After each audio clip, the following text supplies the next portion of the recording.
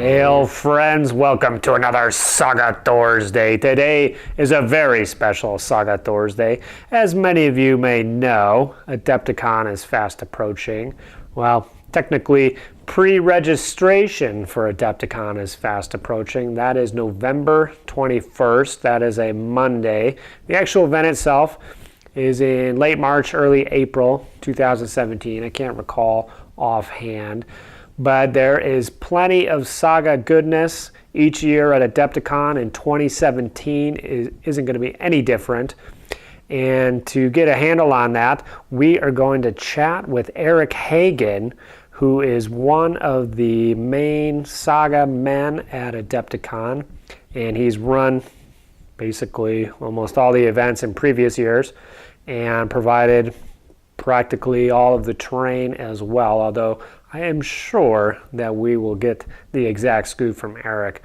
So he was kind enough to come on and chat me up about this. So let's check it out.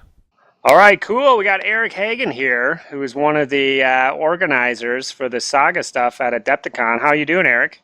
I'm doing awesome, man. How are you doing? I'm pretty good. So you're like the Saga man at Adepticon, is that right? How many, I guess, individuals are kind of working to put together all the Saga events? I would say I'm one of the Saga men. We have a team of about 3 people. And last year it was myself, a man named Aaron Loomis, and John Stentz was helpful because he was a form of transportation, terrain providing, rules, look through, kind of not the third wheel, but the third musketeer, if you will. This year we have a kind of a change up though. Aaron has stepped down so he can play some games and enjoy himself at Adepticon. So we have Paul Gonzowski, aka the Grudge Bear. Oh, cool. From the days of old. Yeah. Paul's a great guy. He's very smart with rules and understanding how the game mechanics work, and he's kind of got that sensibility of tournaments. He's had them throughout the years. He's been around, and he really understands Saga very well. So he's going to be, I think, a really good addition. He's going to be running the doubles tournament, so I can continue to play with John for another year. Okay, cool. I believe he'll be playing in the singles, but our team usually is 4 people in John's truck, and we ride out, and we have a trailer. And so we always have like that 4th guy that kind of comes with. This year, I believe it's Adam Salmon that's staying with us. And part of that deal is that they help move boards. Now, I'm not train slave. Yeah, although I believe Adam will be playing in multiple events other than Saga this year, so some other things like that. But I believe he is our 4th man. But yeah, that's kind of our team. And then usually when I go there, I set up, and Paul kind of hovers around me and says, "Where do you want this? Where do you want this?" So I kind of get everything set up. Thursday nights it's a little bit hectic for me because people are coming up, with rules questions already, even though we haven't even had a tournament yet, and just get stuff out, get it going, and then it's I've got some good help with that for sure. So, okay. And John, I mean, John's run all those North Stars and Dark Stars, everything. He's very tournament savvy, so it's really good to have him helping out with what he does. Yeah, he's definitely run some events, so I can see. Oh yeah. Yes. Plus he has terrain, so always helpful. So you guys pretty much provide all of the Saga terrain? Is that correct? Yeah. Yep, absolutely.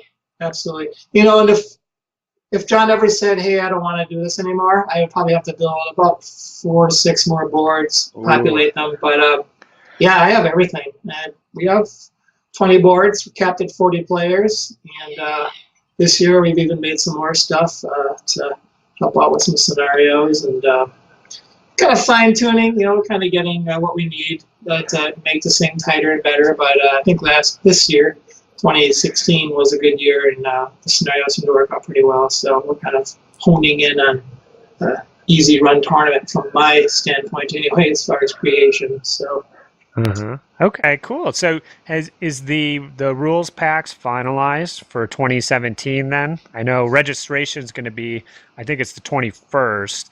Yep, this is So 21st. do you have to get your stuff in so they can post everything, or how does that all work? Yep. So it's pretty much up to the wire. I like to turn it in a couple days before, or at least a week before, actually, to make sure that everything is smooth with that. But right now, the singles, the Grand Melee, that's almost done.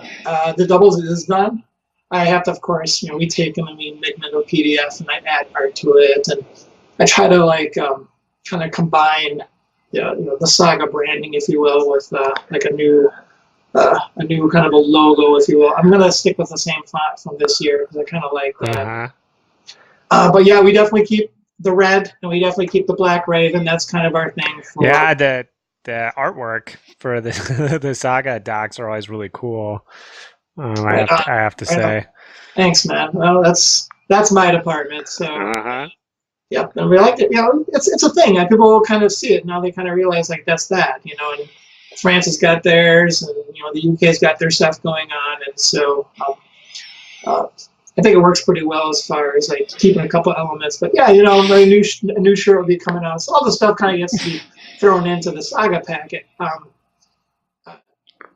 This year, of course, I like to keep it fresh. So I always try to make the packets a little bit different. I mean, it'd be very easy for me to just drop in the type and go see you later. But I always try to make a new one every year. So it keeps people excited. It's just it's a good way to run that kind of business, right? So definitely. So we're gonna have, you mentioned the doubles, the team tournament. That's gonna be Friday. Is that right?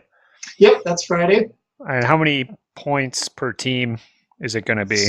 So that's a 4-point tournament. So you have a team with a total of 8 points, and that has been the way it's been since we first did this in 2014. So it just works well to have 2 4-point teams, and then a lot of the scenarios, I believe, carry a kind of like the head warlord, if you will. So someone right before the game starts kind of picks out a head warlord to kind of lead the venture through whatever scenario that we have before you. Okay. Yep. And then, so then Saturday and Sunday is the Grand Melee.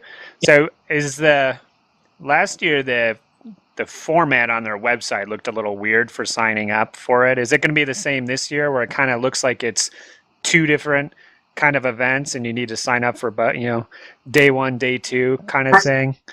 I asked some people if they're going to do that again, and they said they probably will, which I kind of wish they wouldn't, but I can't tell them not to do that.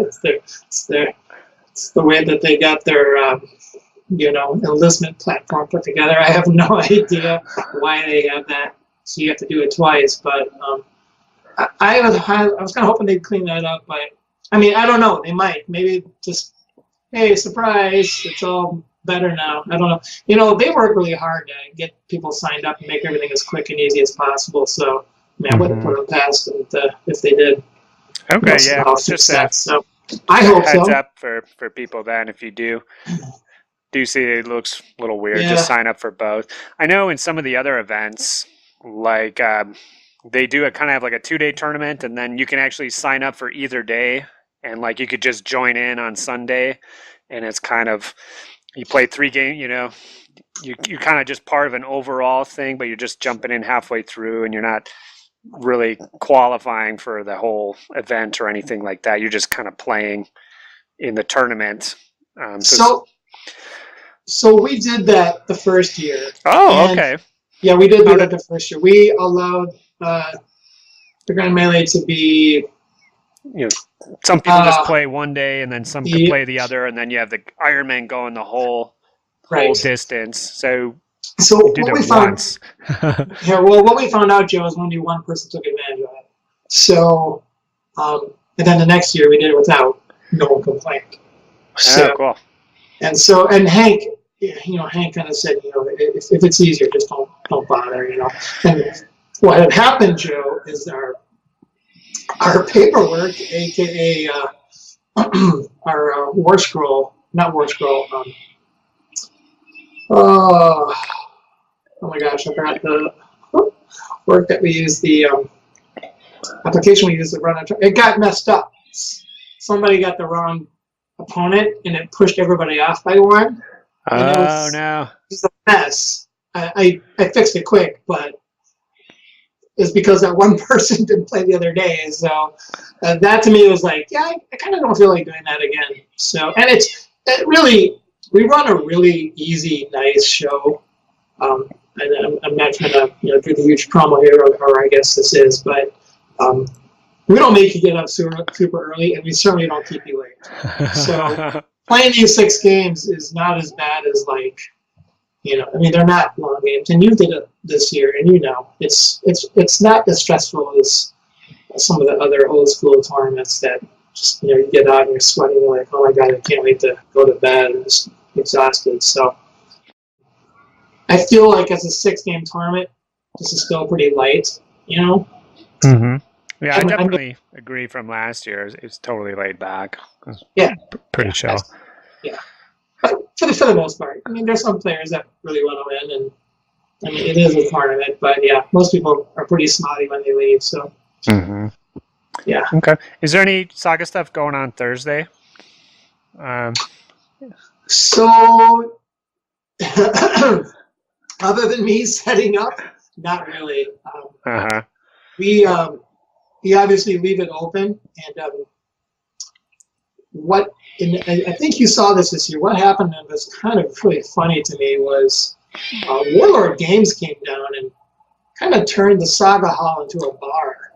And Friday night and Saturday night, they did. They came down and they brought all these bottles and this thing full of ice and this chipper and like glasses, and they set up a bar. And then they did that Saturday as well. And it just kind of turned into this party room, and people were playing some Saga, and then some people came in there and they were playing Star Wars, and that was kind of funny. So the open gaming is definitely there. Like, we're on the corner before you get into the hotel, so you have to go past us. Because there's so many people there laughing and having fun, that people just kind of kept coming in and seeing stuff. So it's kind of neat to have that room. It's kind of like a go-to place. Yeah. I thought a lot of people were coming through there. People who were playing in every other tournament were coming by, and they would kind of swoop in and see what's going on, and then it would just be people around drinking and eating pizza in there. So that was kind of neat. And we're like on the way into the Infinity Room, so the Infinity people will come in and say hi. We don't have any like actual planned events for Friday and Saturday night Saga-wise. We do have an event set up for Hail Caesar, and what this is it's the same thing that Rich Nelson ran last year, except this year we're going to have these plates made up so you can put all your Viking figures, your Saxon figures, anybody at Dark Ages with a conical helmet. We're going to be doing the Stanford Bridge. Okay. And I'm going to do a big history lesson. There's a lot of guys. I went in a lot of guys. They came across a bridge. There were some surprise people that the other people were ready for them, and it was a big, nasty battle. So, but there's Vikings and there's Saxons, and it's a good thing. It's going to be pretty fun. And he GMs it, so he helps you run it. And it's a very easy to play game. You just need 6-siders and a tape measure, and it's kind of based off lead leadership. So it is definitely in the line of Saga. It's very fast, and that sounds cool.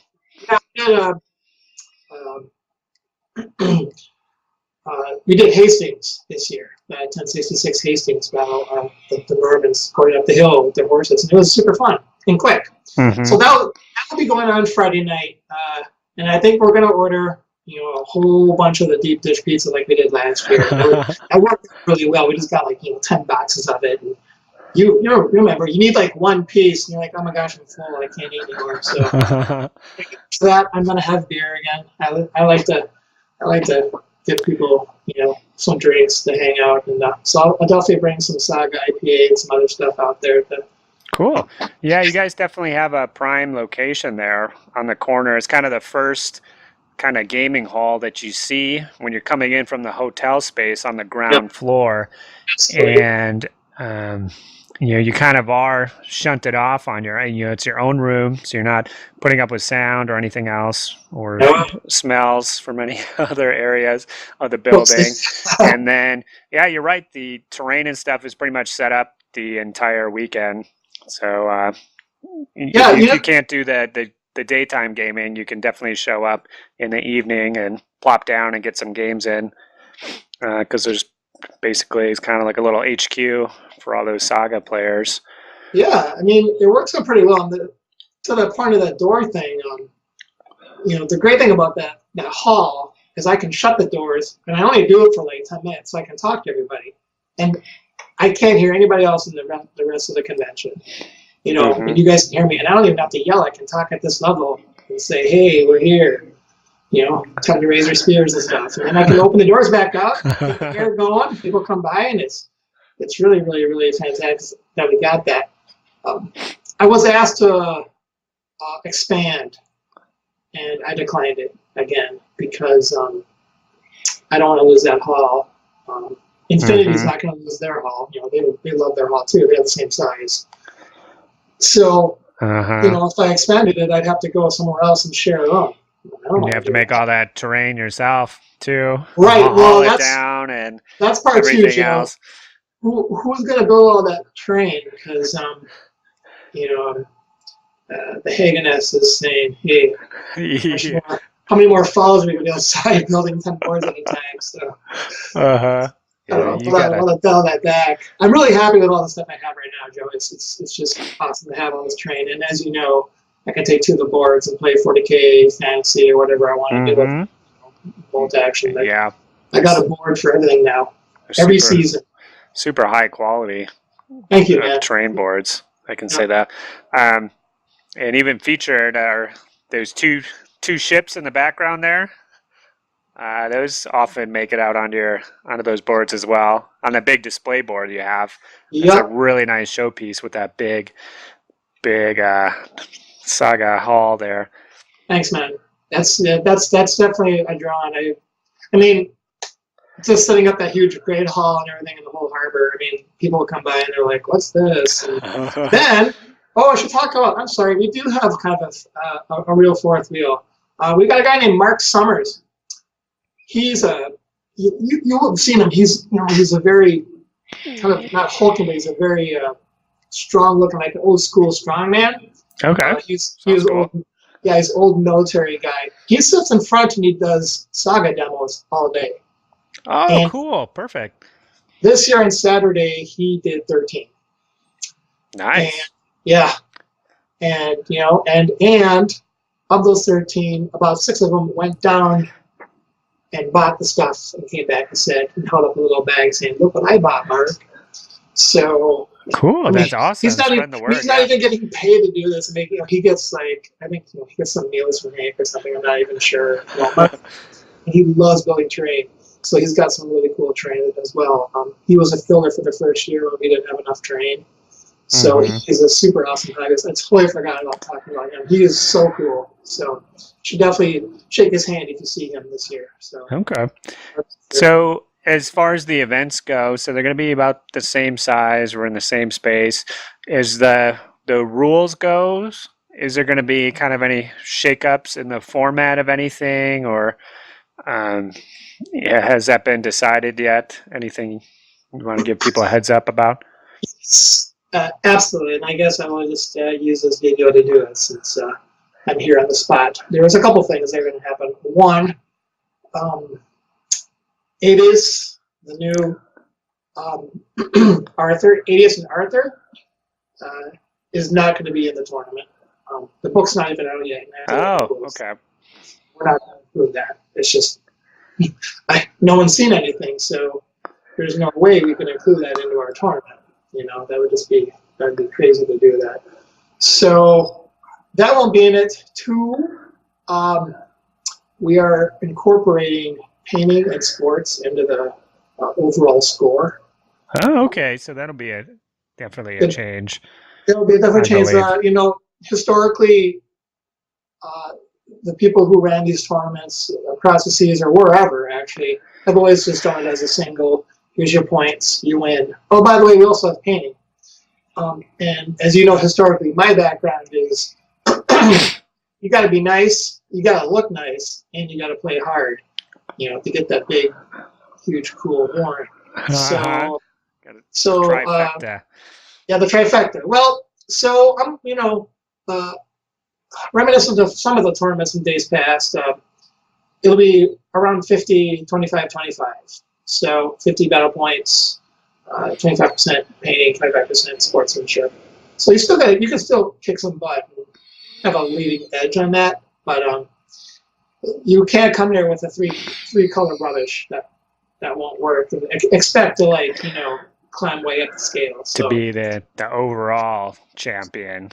Truthfully, I didn't really have a lot of super bad paint jobs this year at the tournament. I mean, I didn't walk around and say, "Oh, good Lord, this is the worst thing I've ever seen." But there's some really good stuff, especially and I'll name drop you. We've got people like you and Flanders and Horseman and other people who are coming in with these really awesome, fantastic paint jobs. And we can all admit the miniatures are not the same quality as some of these other companies. It's hard. It's hard to have these old world, these old historical 28s be to the same level. But when you guys paint them nice, they actually look really, really cool. So. Okay, so you're kind of using, this opportunity. It's kind of like a Saga showcase. We said you're in the prime time, you're out in the corner, so you're just encouraging people to bring the best models that they have, and really put our best foot forward when we're representing the hobby at Adepticon. So. Absolutely. I want people to walk in there and be like, "Wow, this is really fun. This looks really cool." Everyone seems to be having a pretty good time. So. Yeah, I think there definitely is a kind of a gamers that kind of respond more to the paint and kind of the hobby aspect. So, I think you'll definitely be tapping into that. If people are bringing their best stuff. So, okay. The third thing, Joe, I want to tell you was there will be no heroes of the Viking or the Crusaders age. Okay. So those were allowed previously. Okay. Yeah, I guess I don't think I ran into any when I played. Maybe there's a couple of problem ones or something. I'm guessing. Yeah, we had a couple. Small. I like to coin the phrase "nose wrinkles."